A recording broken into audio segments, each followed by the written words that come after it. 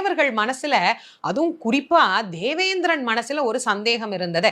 சிவபெருமானுடைய சக்தி இல்லாது இன்னொரு சக்தி என்னை அழிக்க முடியாது அப்படின்னு வரம் வாங்கி இருக்கிற சூரபதுமன் கிட்ட ஒரு சின்ன குழந்தைய முருகப்பெருமான அனுப்புறாரே சிவபெருமான், இவர் எப்படி நம்மளை காப்பாத்திடுவாரு அப்படிங்கிற ஒரு எண்ணம் இருந்தது.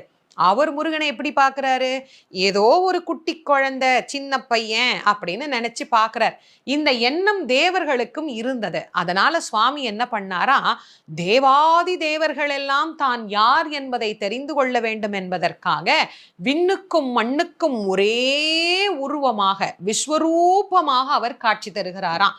எம்பெருமான் விஸ்வரூப தரிசனம் காட்டினார் அப்படின்னா எப்பேற்பட்ட கருணையின் பிம்பமானவர் முருகப்பெருமான். பக்தருக்கு இல்லைங்க, பகைவனுக்கும் கருணை காட்டுவதில் நம் கந்த கடவுளை போல இணை வேற யாரையுமே சொல்ல முடியாது. அப்பேற்பட்ட முருக